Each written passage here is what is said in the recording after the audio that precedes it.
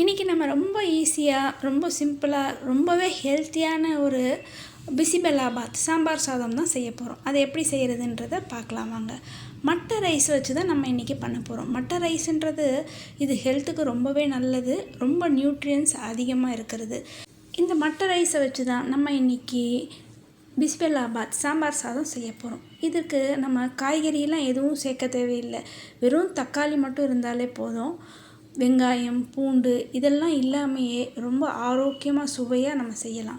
இந்த மட்டை ரைஸு நான் இந்த டம்ளரில் 1 டம்ளர் அரிசிக்கு 1/2 டம்ளர் துவரம்பருப்பு எடுத்திருக்கேன். இது ரெண்டுத்தையும் சேர்த்து நல்லா வாஷ் பண்ணிவிட்டு நம்ம இதை ஒரு 1/2 hour ஊற வச்சிடணும். 1/2 hour இந்த அரிசியும் பருப்பும் ஊறின பிறகு இந்த மட்டை ரைஸை வச்சு நம்ம சுவையான சாம்பார் சாதத்தை எப்படி செய்கிறதுன்றதை பார்க்கலாம். அரிசி ஊற வச்சுருந்தோம் இல்லையா சாம்பார் சாதத்துக்கு, அந்த அரிசியை எடுத்துகிட்டு நம்ம எந்த டம்ளரில் அளந்தோமோ அந்த டம்ளரில் 4 டம்ளர் தண்ணி 4 டம்ளர் தண்ணி நான் இதில் அளந்து வச்சுருக்கேன். அந்த 4 டம்ளர் தண்ணியை விட்டு கொஞ்சோண்டு மஞ்சத்தூள் மட்டும்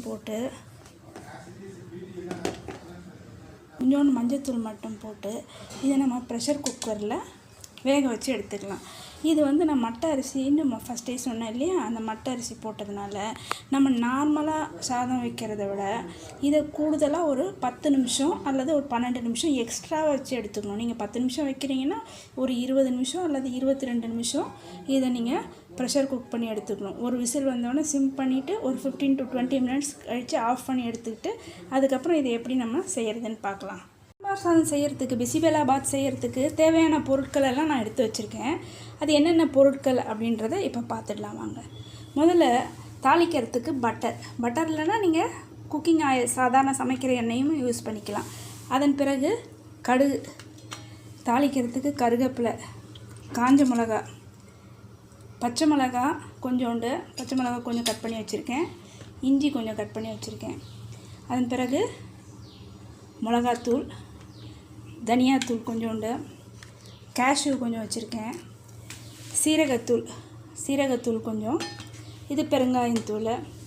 அதன் பிறகு கொத்தமல்லி கடைசியாக போடுறதுக்கு தக்காளி, ஒரு 3 தக்காளி பழம் கட் பண்ணி வச்சுருக்கேன். எலுமிச்சம்பழம் முடிஞ்ச உடனே நம்ம லாஸ்ட்டில் கடைசியில் ஒரு 1/2 எலுமிச்சம்பழத்தை புழிஞ்சு விட்டால் போதும். கொஞ்சோண்டு லாஸ்ட்டில் சேர்க்குறதுக்கு ஒரு 1/2 ஸ்பூன் அளவுக்கு வெல்லம். இது ஆப்ஷனல் தான், உங்களுக்கு தேவைன்னா பயன்படுத்திக்கலாம், இல்லைன்னா நீங்கள் விட்டுடலாம். இதை சேர்க்கும்போது கொஞ்சம் நமக்கு சுவை கூடுதலாக இருக்கும். இப்போ நம்ம இந்த பிசிபெல்லாபாத்துக்கு தேவையான பொருட்கள்லாம் பார்த்தாச்சு. இப்போ நம்ம எப்படி செய்கிறதுன்றதை பார்க்கலாம்.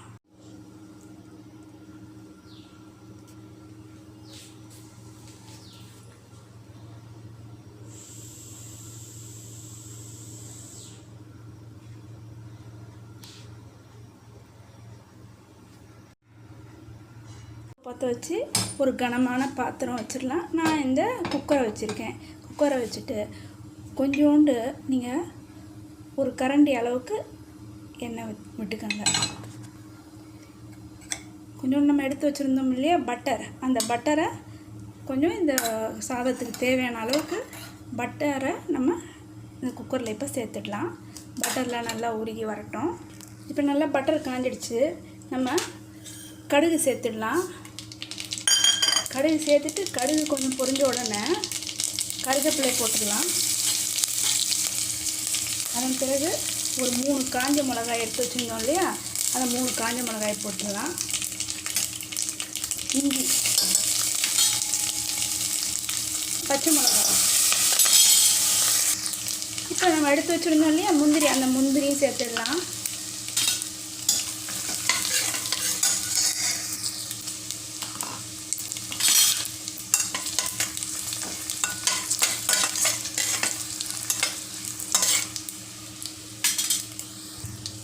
முந்திரி வதங்கின உடனே நம்ம நறுக்கி வச்சுருந்தோம் இல்லையா 3 தக்காளி, அந்த தக்காளியை சேர்த்துக்கலாம்.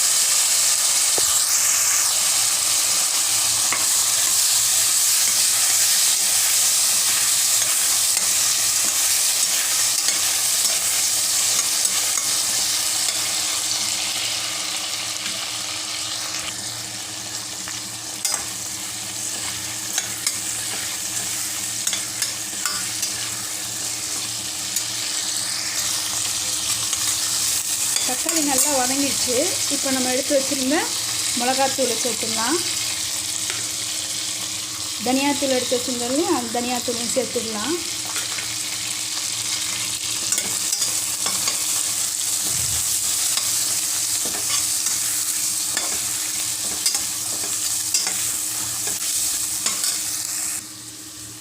இப்போ இந்த சாம்பார் சாதத்துக்கு நம்ம இந்த டம்ளரில் தானே அரிசி எடுத்தோம், அதை அளவு எடுத்து தண்ணி 2 டம்ளர் தண்ணி எடுத்து வச்சுருக்கோம். அந்த தண்ணியை இப்போது இதில் ஊற்றிடலாம். தண்ணியில் ஊற்றிட்டு தேவையான அளவுக்கு உப்பு, இதுக்கு தேவையான அளவுக்கு, இந்த சாப்பாடுக்கு தேவையான அளவுக்கு நம்ம உப்பு சேர்த்துடணும். நல்லா கொதிச்சுட்டு இருக்கு. நம்ம எடுத்து வச்சுருந்தோம்ல, குக்கரில் திறந்து வச்சுருந்தோம் இல்லையா, அந்த சாதத்தை நல்லா கலந்து விட்டுக்கணும். இது மாதிரி சாப்பாடை நல்லா கலந்து விட்டுட்டு அது நல்லா தண்ணி கொதித்த உடனே இப்போ நம்ம இந்த சாம்பார் சாதத்தில் சேர்த்துடலாம். நம்ம எடுத்து வச்சுருந்தோம் இல்லையா கொஞ்சோண்டு வெல்லம், அந்த வெல்லத்தையும் இந்த ஸ்டேஜில் நம்ம சேர்த்துக்கலாம்.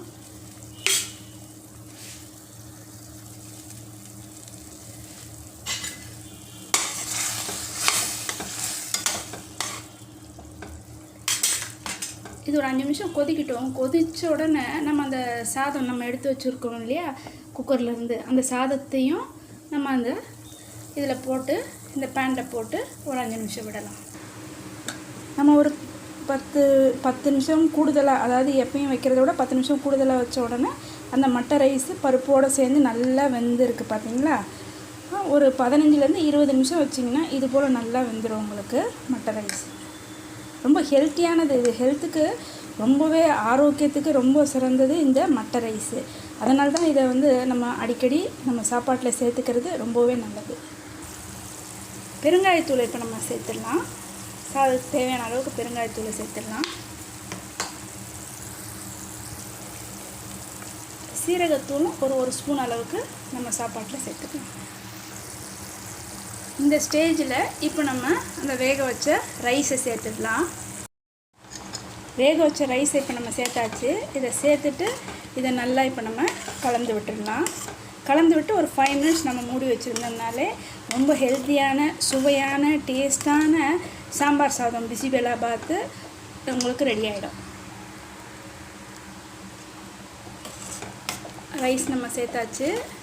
ரைஸ் சேர்த்துட்டு இந்த ஸ்டேஜில் கொத்தமல்லியும் நம்ம இதில் சேர்த்துக்கலாம்.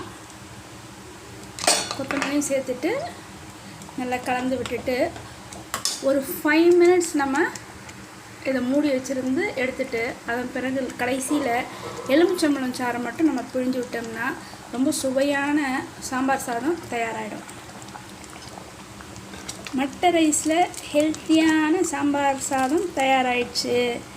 இது கொஞ்சம் நேரம் நம்ம லெமன் பிழிஞ்சிட்டு மூடி வச்சுட்டு அதுக்கப்புறம் சர்வ் பண்ணோம்னா இது நல்லா சாப்பிடும்போது அந்த கன்சிஸ்டன்சி நல்லாயிருக்கும். ஸ்டவ் ஆஃப் பண்ணியாச்சு. இப்போ நம்ம லெமன் ஒரு 1/2 லெமன் பிழிஞ்சு விட்டுடலாம். காய்கறியெல்லாம் எதுவுமே சேர்க்காம மட்டை ரைஸை வச்சு நம்ம சுவையான சாம்பார் சாதத்தை நம்ம தயார் செய்தாச்சு. இதுக்கு சைட் டிஷ்க்கு அப்பளத்தை வச்சு சாப்பிட்டாலே ரொம்ப சுவையாக இருக்கும்.